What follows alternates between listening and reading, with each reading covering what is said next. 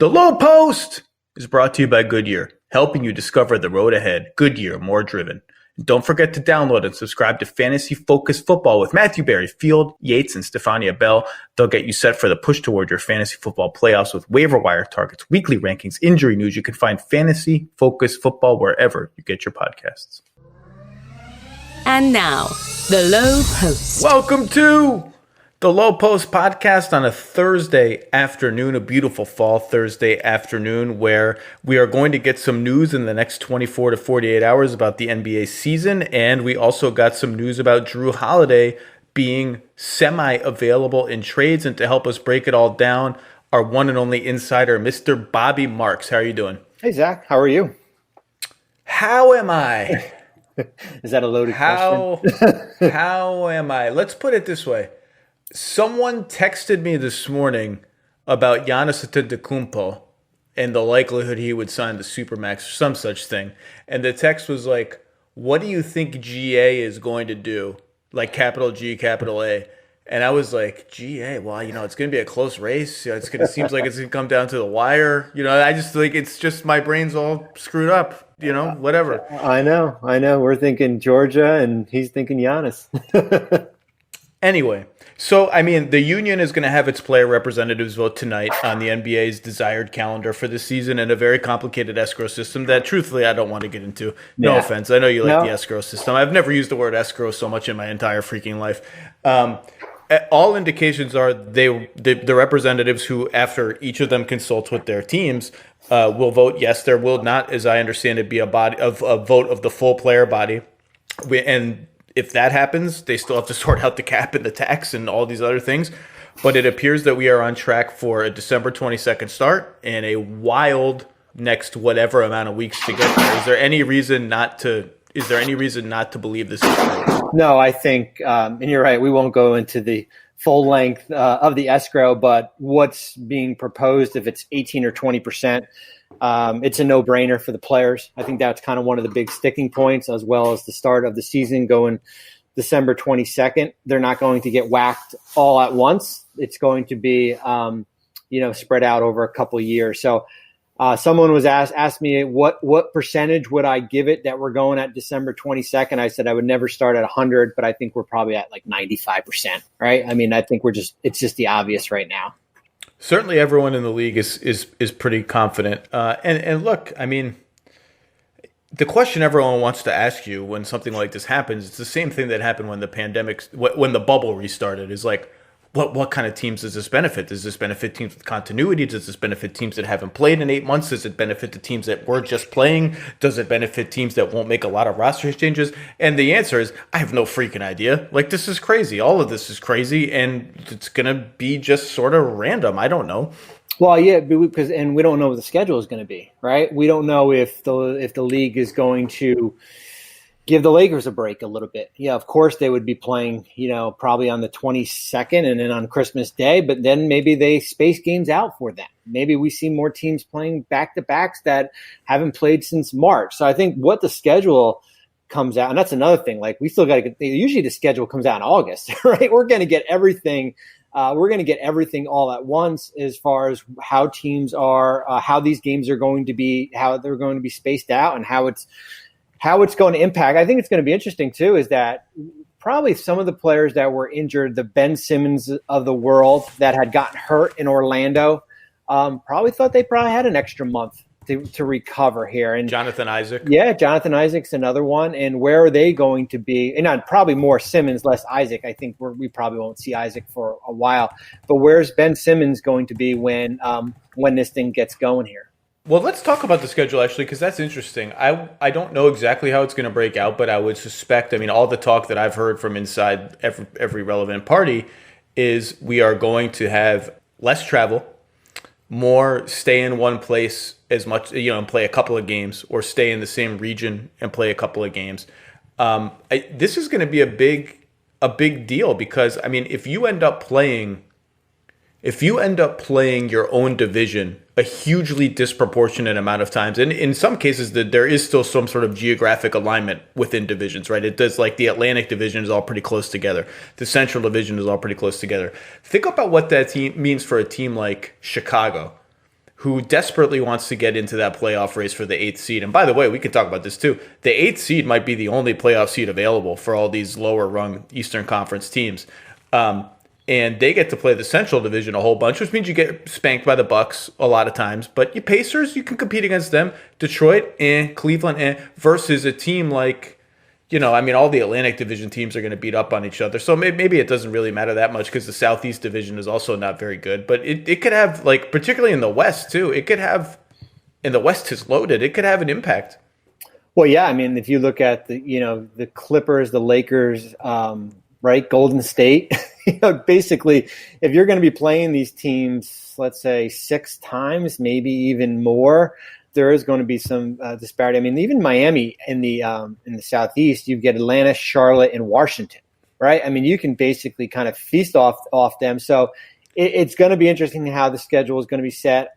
It's hard for me to think that we're going to get East versus West, or a lot of we're not going to get the normal 2 games a year type arrangement here, because what happens if you are a team like the Nets and you're out on the West Coast and there's a COVID outbreak, and now that basically wipes out whatever you have? If it's Portland, if it's the Clippers, if it's Sacramento, if it's Golden State, when are those games going to be, made up down the road here? So I think we're going to get a heavy dose of divisional games. I think we're going to get a lot of focus on conference games. Where is Toronto going to be? Right? That's going to be the interesting thing. Or, where are they going to be playing? Are they going to be in Newark, New Jersey? Because you can get the Sixers, the Nets, the Knicks. You can get Boston. You can get to Washington relatively quick. Are they going to be in Toronto? So I think that's going to be the next big thing as far as figuring out where they are going to be. It's interesting how going into the bubble, there was so much discussion about parameters, whether this was going to work, how to keep it safe. And now, as the pandemic shows no signs of slowing down, in fact, is getting worse, although there's some evidence, I guess, that the fatality rates and stuff are getting better. There doesn't seem to be as much angst and discussion about, hold up, we're just having a semi-normal-ish NBA season. Teams are going to stay at hotels, and we're going to maybe have some courtside fans if we can test them, or some suite fans if we can test them. How is that all going to work? And the NBA, because, again, by the virtue of timing, they've gotten to watch the NFL, they've gotten to watch Major League Baseball, they've gotten to see advances in testing. They've had there's been this Yale study of basically how the virus spreads, and they've gotten to understand that and learn about it with the Yale scientists they've collaborated with. So they had the advantage of that, but this is still, we just got through the whole bubble where nobody got it. That's going to be you would think the possibility of what you just said, what if there's an outbreak? It just feels like no one is talking about this, and that is a reality that may spring up at some point. Yeah, and I not to poo-poo what happened in Orlando, because the league spent a lot of time putting that process in the manual and the health and safety protocols together, and there was no positive test here. But now we're you take the bubble away, and now we're entering the real life here. Regular life. You're going to be experiencing what the NFL has been going through, where you'll probably have some teams' facilities are going to be shut down at some point here. You will have positive tests because you are going to be traveling and you're going to be in hotels. You are not going to have that layer of protection. And I think what you'll see is probably when these rules come out, or these revised rules, we're probably going to see the substitute player rule, where you can add based on a COVID positive test here. A little bit different than when the bubble, in Orlando, when it was basically guys just pulling out, and then you can replace an Avery Bradley or a Trevor Ariza. But I think you're going to have some type of taxi squad in case there is an outbreak of positive tests to add, because it's not like this is the NFL and you have 50 players. You got 15 players, right? What happens if there's one, and then it's two, and then it's three, and it certainly has that domino effect. I would not surprise me at all if the NBA, again, no one knows where life is going to be in 8 months, 2 weeks, let alone 8 months, or whenever the finals is going to be. Would not surprise me at all if they tried to do what baseball did and play the finals in a bubble, and maybe even the conference finals and the finals. Now, that's a complicated negotiation with the players, who understandably do not want any part of a prolonged bubble experience again. It was really hard. Some of them talked about it openly, some of them didn't, but it's hard to be away from your families. It's hard to be isolated in any place like that, no matter the amenities. But again, depending on how things go, it would not surprise me if that was something that the league tried to get done. Yeah, and where are we going to be in May and June, right? I mean, we're all living day to day right now. So how do we project out, 8 months from now? So I'm sure that will certainly be something of discussion if we get to a point and there's no vaccine in place, and this virus still has a lot of legs, and we are trying to save the back end of the season here. Let's switch gears and use Drew Holiday as a reason to continue talking about what promises to be an absolutely bonkers offseason. It was reported yesterday in The Athletic that I don't really think this was news, frankly, but that the Pelicans are kind of listening on Drew Holiday. And, look, there are a bunch of teams who could use him, a bunch of teams who have inquired who probably don't have the ammo to get him. Drew Holiday is really good. He's on a $26 million probably expiring contract. He's 30 years old. He's a really good two-way player. This could be the first domino to fall in the offseason, or one of the first big dominoes to fall. I think there's going to be a bunch of teams that try to get in on this, but what were your first thoughts when you heard this news? Who are some of your favorite Drew Holiday teams? Yeah, no, I wasn't surprised at all, just because it's just the nature of the beast in the NBA. When you have a player that's kind of going into that expiring contract, although he's got a player option, on a team that's, is a young team, non-playoff team right now, you basically have to make a decision if you're David Griffin, or you could just let it play out, right? Is he worthy of an extension, locking him up long term? How does he fit with your new coach and Stan Van Gundy? Or are you looking to maximize as much value as possible? So, and he's a heck of a player. I mean, you add all that up in there, and you have to look at what the options are. I mean, nobody, unless you're LeBron and Kevin Durant, or I guess Kawhi, there's no untradeable players in this league. You take the call for everyone here. So you wrote about, Denver was is a fascinating place, because what are they going to do with Michael Porter Jr., right? I think if Michael Porter Jr. was in play and you have the contract of Gary Harris, does that interest you if you're New Orleans, right? If Michael Porter Jr. is in the deal, A, I will be absolutely blown away. Yep. And B, the Pelicans should and probably will say, yes, thank you very much, let's make the deal happen. I do not think the Nuggets are putting Michael Porter Jr. on the table for anybody who might become realistically available in the next 8 months or whatever, other than Bradley Beal. I think Michael Porter Jr. is the Bradley Beal trump card. I don't know that they'd even put him in for Bradley Beal. I don't think that's a no-brainer for them. But if and when it comes down to it, I think that's the asset that trumps everything. I think, frankly, let's just say Bradley Beal walked into Tommy Shepard's office tomorrow and said, I want to be out of here. I think Michael Porter Jr. trumps the number one pick in the draft. I think he's the trump card that probably, I'm sure there's something realistic that could beat it that I'm not thinking of, but I don't know what it is.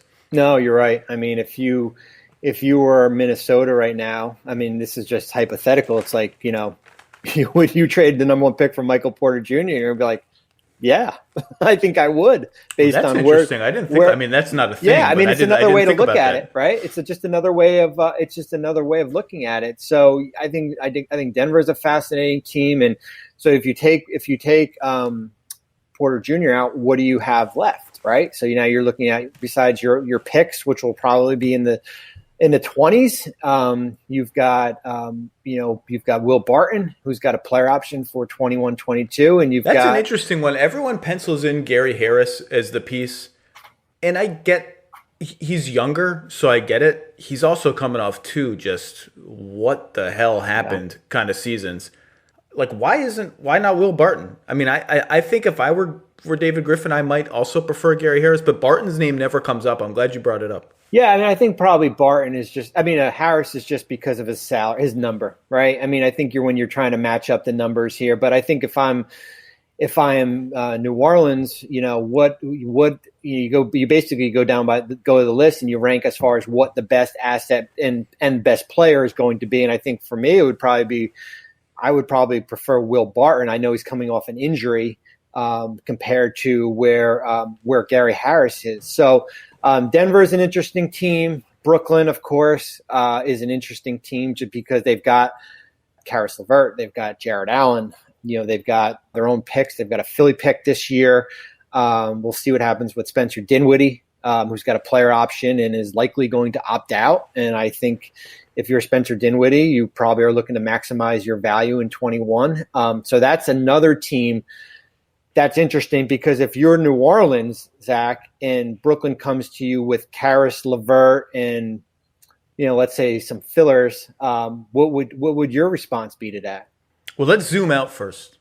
I do think New Orleans is not bluffing when they say they'd be open to keeping Drew Holiday, depending on what they can get for him. They're not just going to just trade him for the sake of trading him. I think they legitimately want to get their young cornerstone players, Zion Williamson and Brandon Ingram, some playoff experience, and Drew helps. He's also just a beloved figure in the NBA. Great locker room guy, great character guy. Everybody loves Drew. So I don't think if the market reaches a certain floor, I think they'll just be like, you know what, we'll play it out. Even if we're going to lose him in free agency, this is just not worth it for us. So that's number one. Number two. About 10, or I think it was reported somewhere that 10 teams have already contacted the Pelicans about Drew Holiday. I bet it's higher than that because you're already seeing, well, can the Lakers get him? Can the Clippers get him? To me, if I had to guess, and we can go through some fake trades, but if I had to guess, if he really becomes available, if he really becomes available and there's really a trade war for him, I could see it coalescing around three things. Number one, Denver with some package of Gary Harris, Bol, and 2 top 5 protected picks or very lightly protected picks. So that's one. Number two, Brooklyn with Karis LeVert and stuff. Now that stuff could be a player. I Jared Allen doesn't seem to be particularly appealing to New Orleans with Jackson Hayes there and Zion having to play some center. But Karis LeVert plus something, plus let's just put a first round pick in. Maybe it's lottery protected because you think Karis LeVert is better than Gary Harris. And three, this might be my favorite one. And this leads us into a discussion about the top of the draft. The second pick in the draft, if it happened now, if the second pick in the draft and Andrew Wiggins for Drew Holiday and the 13th pick in the draft. For me on that one, that's something that I would consider during the season when I see what that second pick in the draft is. For both teams? Yes. It's hard for me. It would be hard for me based on everything that's going on to take a swing at number 2 right now. I want to see where that player is in, let's say if the trade deadline's in March. I want to evaluate him over the next 3 months and see what type of player he is. I don't think I can do that right now going into the draft. So let's stick with the Warriors, though, because everyone's obsessed with the Warriors. I've spent so much time trying to find fake trades for the number 2 pick, right? Trade backs, trade for stars. And the thing is, right now, on November 5th, is it November 5th? I don't know, whatever it is. Number 2 for name an all-NBA player. It's not happening. They're not getting Beal, Booker, Devin Booker, Simmons, whatever names you want. Then the trade back deals are all sort of mostly unsexy to me.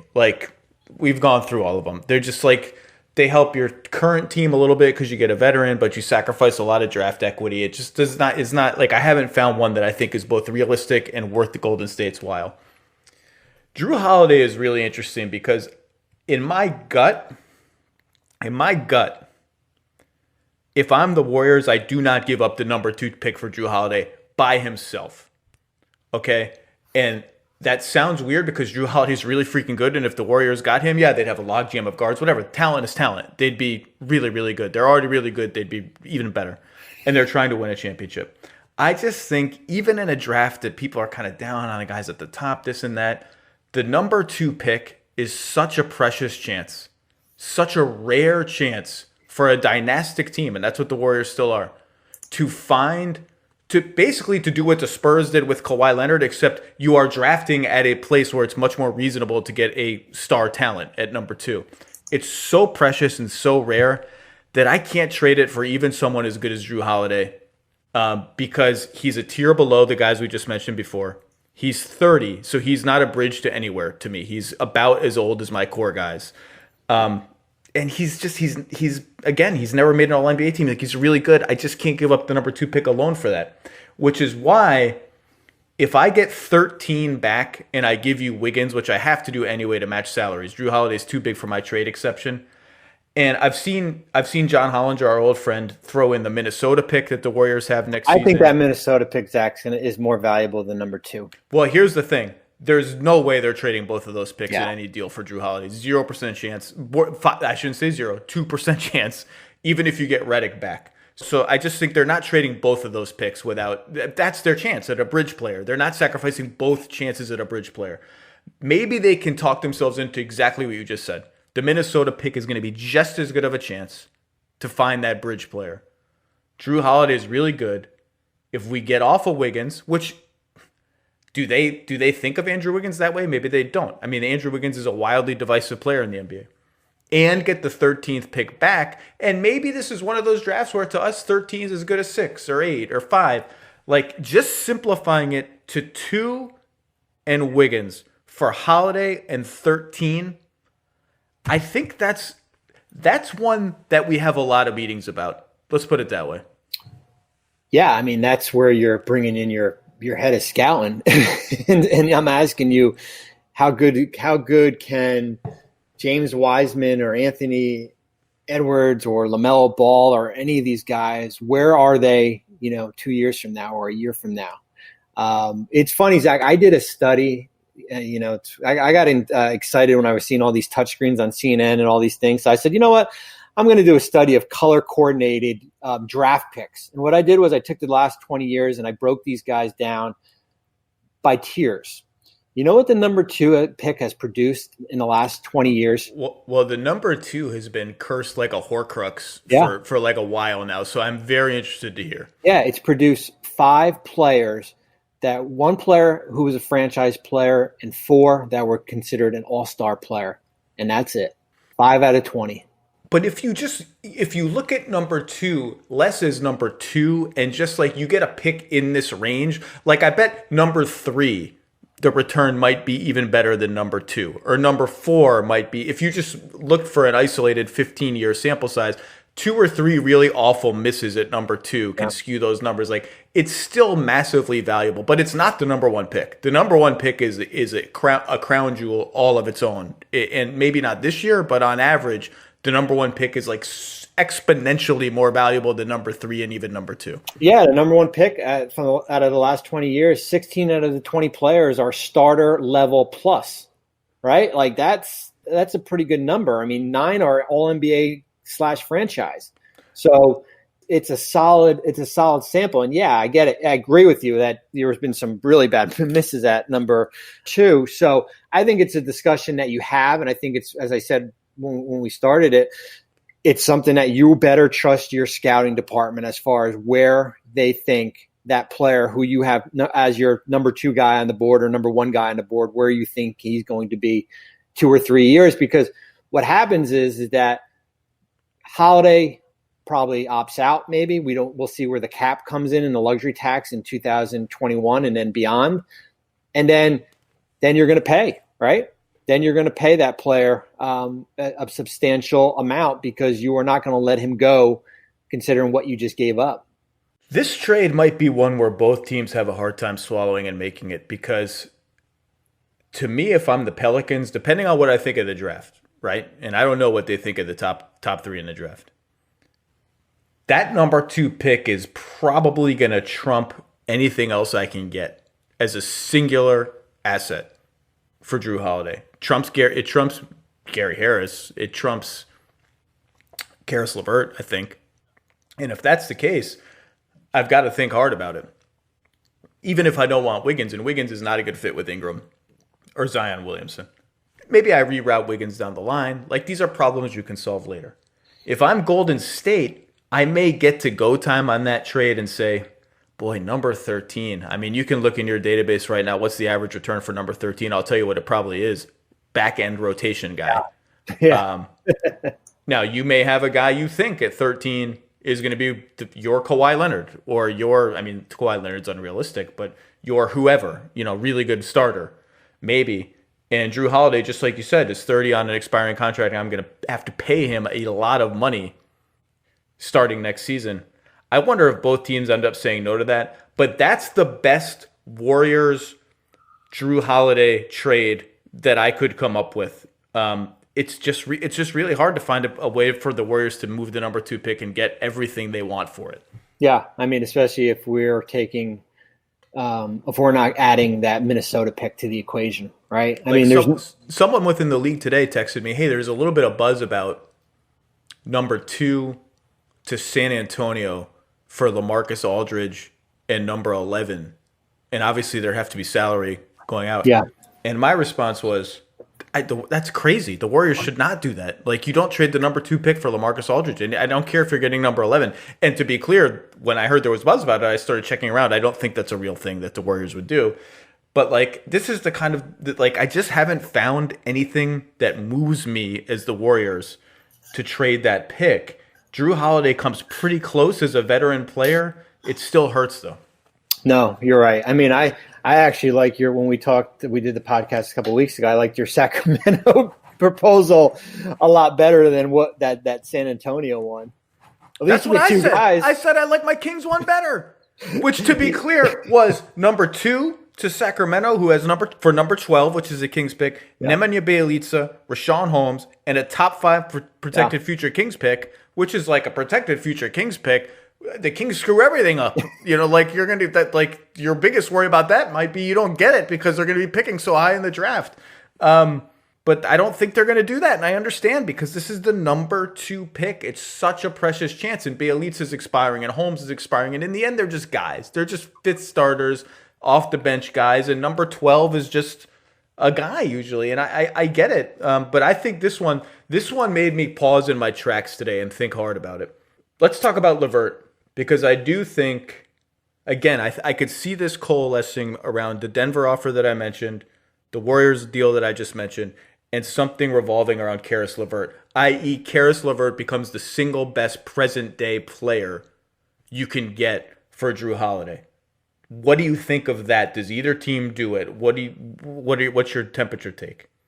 My temperature take is that if I'm New Orleans, I think he's probably you probably have a chart as far as, your A-level assets, your B-level, and your C-level. And I think he's probably in your A-level, but probably in that number 3 to 4 range. Probably not right up at the top there. But because he's under his rookie extension hasn't even started yet.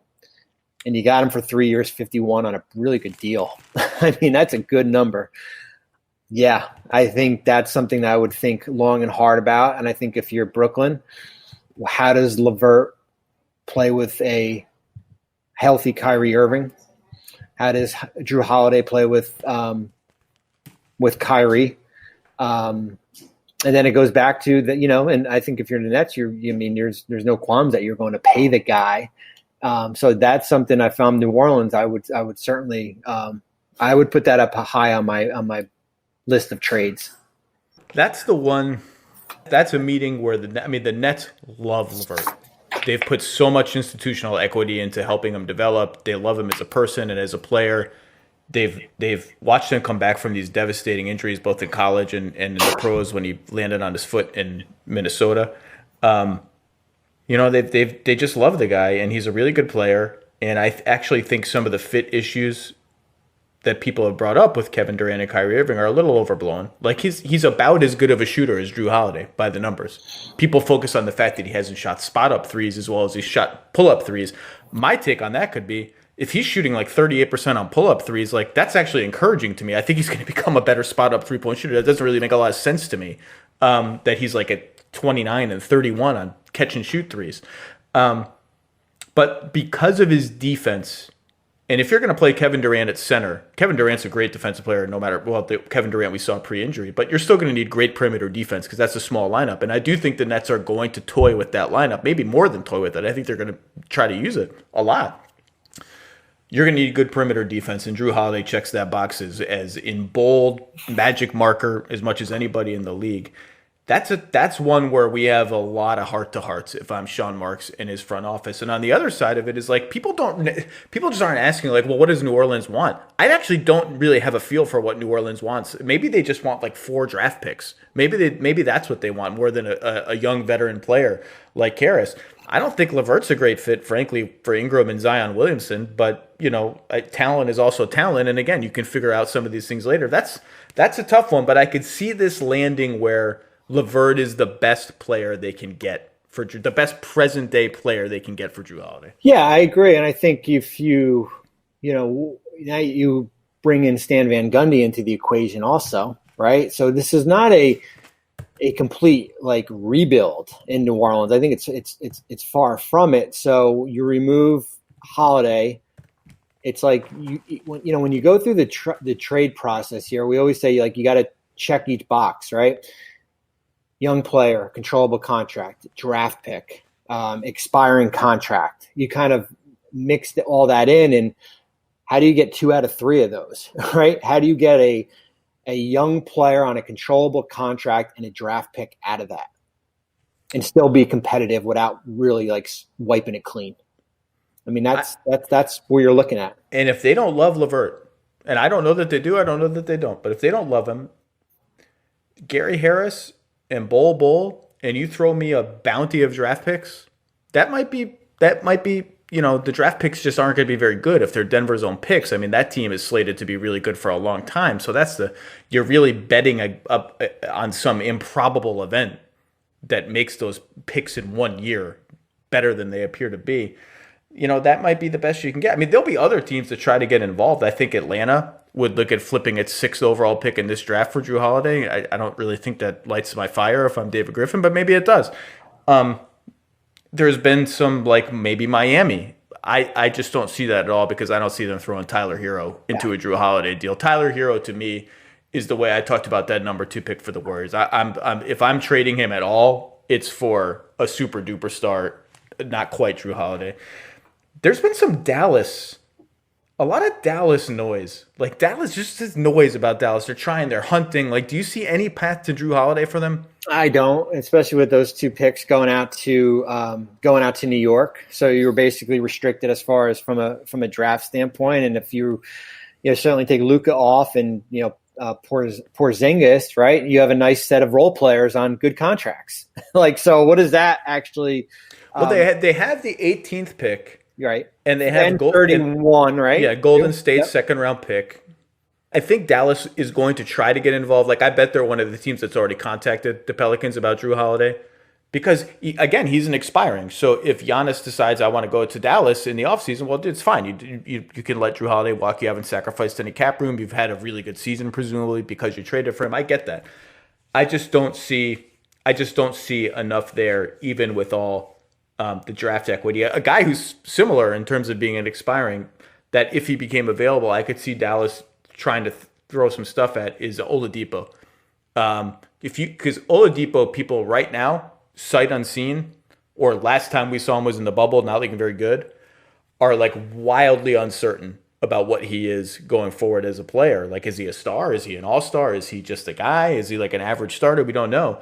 If you wanted to take a shot at him, like, I don't think Indiana's, if they ever move to trade him, is getting like a bounty for him. So like number 18 plus number 31 plus like these really good role players who are under control for several years for the most part, who would help any team. Like, that's not a terrible offer for the Pacers. I don't know that they do it, but it's not terrible, especially for a small market team that, like, yeah, it's valuable to us to have Seth Curry or Maxi Kleba or Dorian Finney-Smith under good contracts for like 2 and 3 seasons. It's the Rudy Gay trade. Remember back in Toronto moved him to Sacramento? Yep. Right? Like, that changed their season around, where you basically brought back 3 players that helped you stay competitive, and it gave you kind of it gave you balanced the roster out. It gave you more of a foundation than with Rudy and his contract. And it's not always, it's kind of like that singles type trade where you're sending out your star on an expiring, and you're getting 2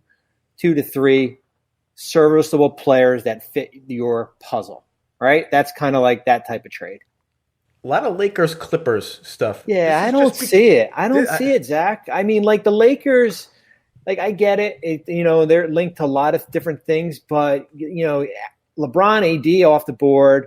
Now we're looking at your picks are going to New Orleans. Now we're looking at like Danny Green and Kyle Kuzma, right? Those are probably your number 1 and 2. Unless the Pelicans have been lusting over Kyle Kuzma as the Laker that got away. Well, and then here's the other thing. Like, why are you going to you have the Lakers pick. Why are you going to make them better, right? Why are you going to make those picks, better than maybe you could be? So, like, I'm not like if I'm New Orleans, like that doesn't appeal to me. And then you look at the Clips. I mean, you're looking at. I mean, all your picks are going to OKC, right? So your picks, your swaps, you got nothing in the kitty there. You're looking at Lou Williams, Zubac, Landry Shamet, guys like that to try to get the guys, Patrick Beverley, Rodney McGruder, guys that try to get that number up to 20 and change to stand out. I don't either. Don't see it. Just don't see it. I don't see it for either team. You can sell me on, again, the way you make up the talent deficit in these trades is, like, I don't have a LeVert, I don't have a whoever, is just load up picks. And these teams can't load up picks because they've already loaded up a bunch of picks in other deals. And, I just don't think Kyle Kuzma has that kind of juice. I just don't. And Zubats has trade value because that contract is outrageously good. He's a legitimately good starting NBA center. It's just center is a position I'm not like super like worried about if I'm the Pelicans, because Zion's going to play some there. Jackson Hayes is in his second year, is probably going to be ready for more consistent rotation role at least. And if there's a 1,000 centers who are free agents this summer and no money for them at all, like I'll be able to poach a Tristan Thompson or whoever for the minimum, or maybe not Tristan Thompson for the minimum, but actually maybe, or somebody like that for the tax mid-level or half of Derek it. Favors, right? You might. Right, I've got his bird rights still. Yeah. Like I've just got a lot of avenues to stopgaps that I don't see. I mean, then you could start, well, they could do 3-team trades and this and that. Then it just gets too complicated. I just don't see a path for the LA teams to get him. Nor do I see a path for the Bucks. The Bucks, I'm sure, would love to get in on Drew Holiday. I don't see it. Bledsoe is an awful fit with Ingram and Williamson, and the rest of the stuff they have is not interesting. And, any other teams stand out to you?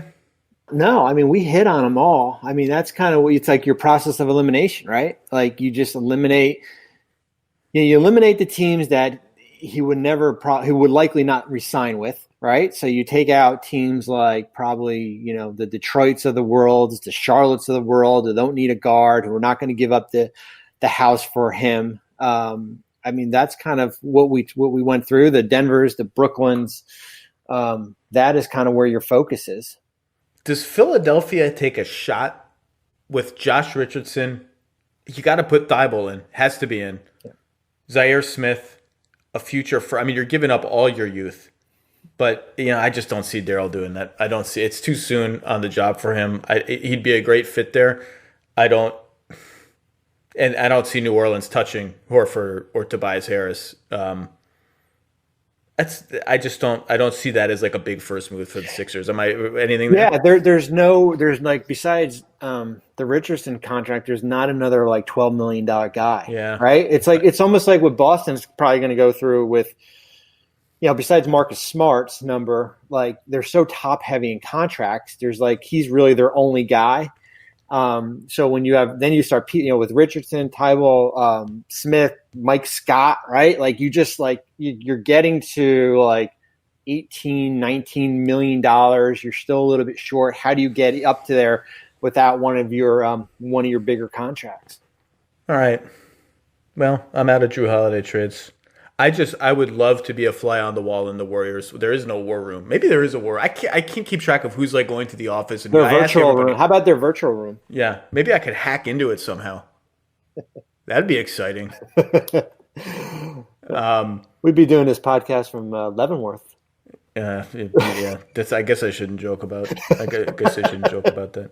And then, of course, we have the dynamic of Charlotte at number 3. And one of the bigger mysteries in the league right now is how badly do they want James Wiseman? Can I say something about Charlotte?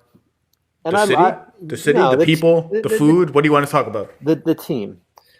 So I saw a report, and I think Rick Bonnell from The Observer is the best. I think he's one of the. I mean, he's been around forever and stuff. And Rick wrote a report about LaMelo, right? About how he's not interviewed that well, and it certainly could be true, and I'm sure it is because Rick has great sources and stuff like that. But I spent a lot of time with LaMelo. He's one of my, I guess, stable of prospects that I've helped prepare for the draft. So I'm going to go out on a limb on LaMelo Ball here.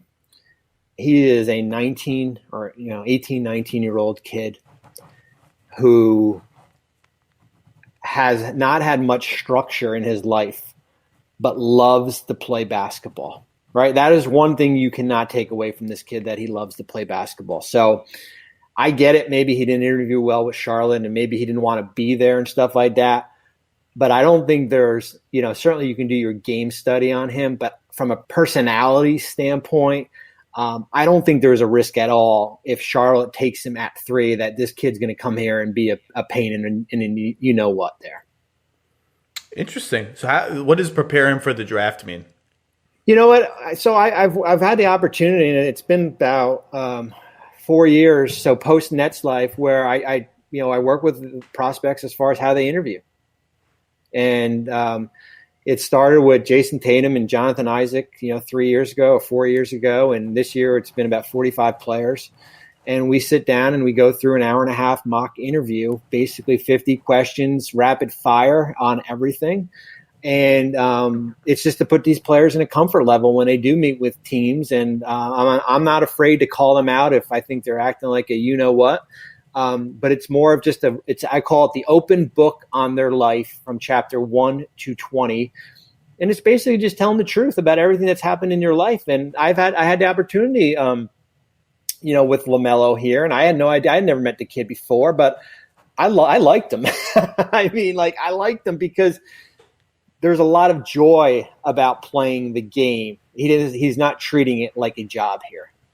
Did you meet the father? LeVar? I did not. No, I did not. I've never met LeVar. The interview thing is so interesting because what team. I mean, you can speak to this more than I do, but when I talk to teams, what they want is some combination of confidence. Yeah, I'm not scared of the NBA, but the right level of confidence. I don't think I'm going to walk in and be a 25-point scorer, and some signal that you really truly care about winning. Winning is what is going to drive you. Whatever drive you have, whatever confidence you have, whatever arrogance you have, it is going to be directed to helping your team win. And some guys show that through how they perform in drills. Some guys show that through stories they tell in interviews. Some guys fake it and teams try to see through it, or maybe they don't. Some guys just don't answer the questions very well. They give one-word answers and stuff like that. But it's very. Do you go take them through any of the dumb riddles that teams throw at players? No, I don't do the one. Hey, we're in a room and how many tennis balls can fit in here, right? I just don't understand the point of that.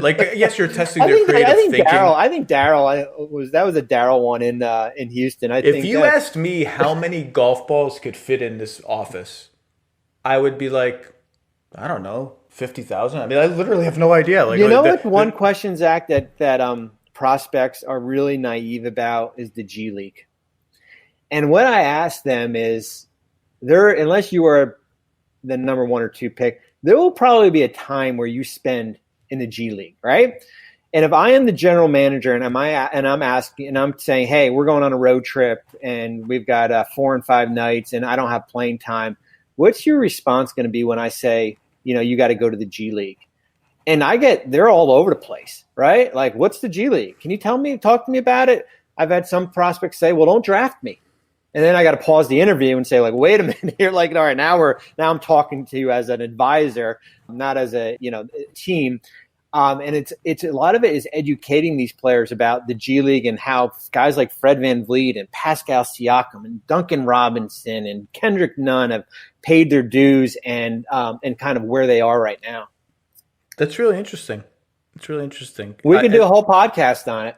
We could. Well, let's go back to Charlotte for a second now. Because let's say they want Weitzman. Let's just say they do. I think they do want a big guy one way or another, whether it's trade, free agency, draft. I think they'd like to draft to get at a big guy. Maybe they're afraid Golden State's going to take him at 2. Even if you don't think Minnesota is going to take him, you're afraid Golden State's going to take him. So that leads me, if I'm Gerson Rosas, to call Mitch Kupchak and be like, well, what are you going to give me? What are you going to give me? And Minnesota's first pitch at that is probably going to be exorbitant. Like Miles Bridges, number 3 pick, at least one future lightly protected first-round pick, maybe 2. And I just don't know that Charlotte is really going to pay that price. I don't know that they care enough about James Wiseman to pay that price. Maybe they do. But here's where I end up. If you're Minnesota and you just don't care, right? You don't care who you don't want Wiseman, and you just don't really care who falls to you at 3. If you trade back to 3, you just don't care. Shouldn't you get something? Shouldn't you just do the deal, even if it's just Miles Bridges or even if it's just 1 pick or so? Like you should just get an extra thing, right? Yeah, I mean it's almost like the Philly Boston trade, right? When Boston was sitting at 1 and Philly moved up to take Fultz. They got 1 pick.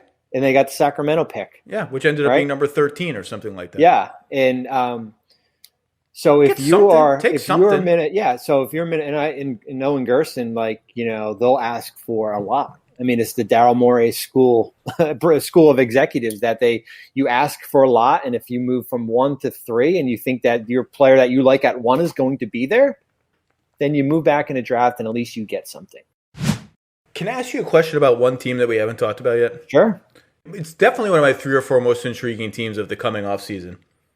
What is Phoenix going to do? I knew you were going to ask me about that. And this is where I wished, Zach, that free agency was before the draft. Okay? Why does Phoenix jog that wish within you? And here's why. If I was Phoenix and free agency was from before the draft, I would move Ricky Rubio and a future pick to Atlanta and go out and make a monster offer to Fred VanVleet and pair him with Devin Booker. That's what I would do. How do I do that, though? Maybe you can still do it because the draft has already happened. You got free agency. You know what the cap number is going to be. You can still do that. You can even go out and do that if you clear your Dario Saric's and your decline the option on Kaminsky and don't bring back Aaron Baines. I think you might be able to, get to 16, 17 million. Which, by the way, leaves you with 1 traditional big man on the team. That's right. That's 2 if you include Diallo, who we actually kind of like, and I think they should keep. But yeah, but yeah, I mean, Phoenix is interesting because it feels like they're in a little bit of that honeymoon period, right? You're kind of living off what you did in Orlando, and honestly, I don't think that's good enough in the Western Conference, especially on a 72-game season, not on a 8 seeding games. Well, I think they're under enormous pressure to build on that. I mean, Robert Sarver has never made any secret of the fact that he's desperately wants to get back to the playoffs, and now there's buzz. Devin Booker turned whatever corner people thought he had to turn. I already thought he was kind of rounding it, but he turned it. Ayton looked fantastic in the bubble.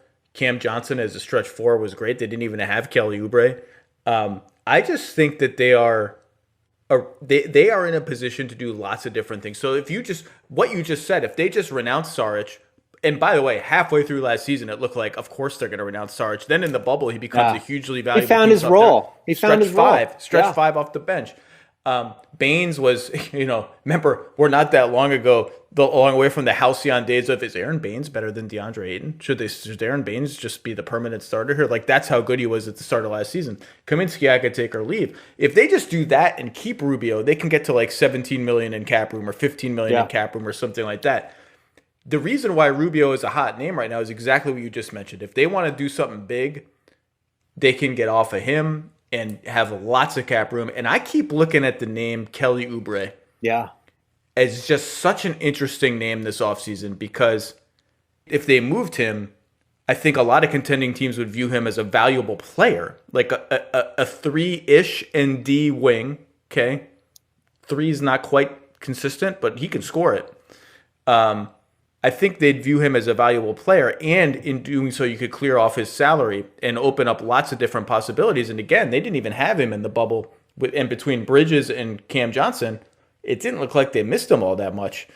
I just think that there's a lot of interesting moving parts here and a lot of interesting directions that they can go. Yeah, I mean, when you signed Oubre last year to that 2 for 30, and then you factor in He's expiring. Yeah, he's on expiring. And then when you factor in him not playing in Orlando, and then what you saw from Bridges and Johnson, he goes up on that, most likely to be moved category here. And what can you get back for, in an expiring there? So they're interesting. I mean, it's funny. I just finished this piece I went through all the general managers' history of during the night of the draft. And James Jones got crushed last year for the TJ Warren, right? I mean, you traded TJ Warren in the 32nd pick for $1 million. Come on. Well, right? and look, he got crushed for trading 6 for 11 in Saric, which ended up being Culver for Cam Johnson and Saric. And then there was the sloppiness of how they had to get off Josh Jackson. And it was not well managed. Well, because then it cost them DeAnthony Melton, who's turned out to be a pretty nice player, right? So it was not what you would call optimal cap usage. But to your point, I'll lead you right into it. But but at the end of the day, you have the assets now. I mean, you're saved by what Johnson was able to do, what Cam Johnson was able to do, and now with Bridges developing, and how Ayton has progressed, and now you have an All NBA player in Devin Booker. All that camouflages some of your prior mistakes here.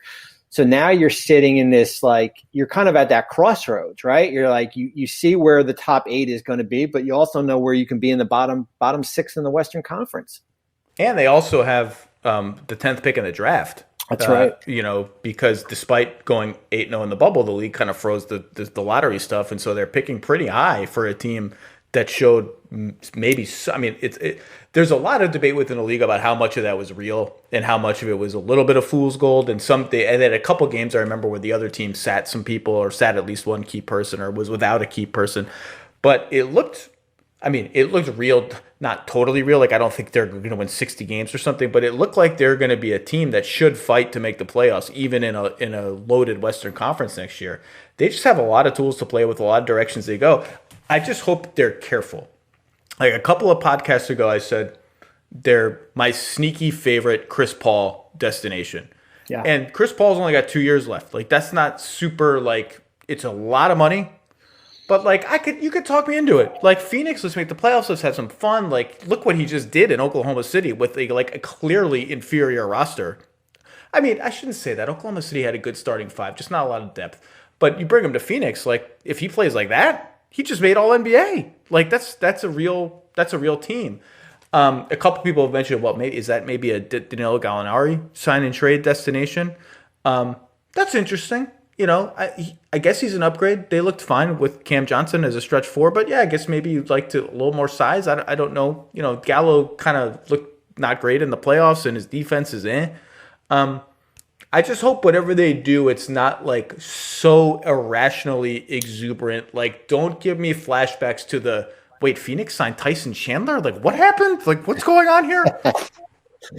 Yeah, I mean, the one thing you don't want is to get into the playoffs as the 8th seed, and then all of a sudden for the next 10 years, you are back. You are back to where you once were. And then it just takes you forever to build out of that Western Conference. I mean, it will take you that conference is unforgiving there. Everyone's trying to win. Literally everyone. Any final thoughts, Mr. Marks? Prepare, get ready, right? I mean, this thing's going to happen quick. I mean, we're going to get free agency right after the draft likely, and we'll get training camp, and you're going to be seeing teams likely filling out their roster when training camp gets going here. Yeah, it's going to be a wild, assuming this all goes through, as we talked about. Board of Governors, I haven't seen any news. I haven't gotten any texts. Maybe it's still going on. I'd get that'd be a pretty damn long meeting, but maybe it's still going on. I think the players will vote tonight. Then we'll get some concrete news, and we will be ready to go. And there will be many more of these Drew Holiday type things as these. Everyone's got itchy trigger fingers, man. It's been 9 months since people made a trade. It's been Marcus Morris, Andre Drummond in February here, but it's going to be interesting because we never see outside of AD going the handshake agreement before the draft last year. We don't really see much going before the draft But man, we're in 2020. Who the heck knows what will happen once the starting gates are open? We're assuming there's going to be a moratorium that's lifted before the draft, right? Like I was talking to some people yesterday. No one quite knows when that will be. Like how much runway are we going to get? And just because, if it's Thursday or Friday and there's agreement in place, I mean, they're going to need to put pen to paper here, and they're not lifting anything until everybody has signed off on it. And we know when player options are, guaranteed contracts, everything, when the trade deadline is going to be in probably in March. So there's a lot to get going here. Well, try and get some sleep, Bobby. My wife is pushing me to start the Queen's Gambit, is in one of these like last nights of non-NBA craziness we have. I don't know. I'm not super into it, okay? I am into the Great British Bake Off, though. New episodes on Friday. Do you know which anonymous ESPN staffer I'm trying to browbeat into doing a Great British Bake Off podcast with me? Well, I'm outing him right now. I'm outing him, and I don't care. Well, it's not Kevin Arnovitz, is it? No. I mean, that's the easy choice. I don't Woj. No, that would be like Usual Suspects level plot twist. Who is it, Zach? I'm outing him. Brian Windhorst. The world wants our joint British Bake Off. Great British Bake Off reviews. Okay, that's enough. I've reached silliness time. Mr. Marks, thank you very much. Stay safe down there in Florida. What the hell is going on in Florida anyway? That's a different podcast. Stay safe. Best of your family, my friend. Thanks, Zach.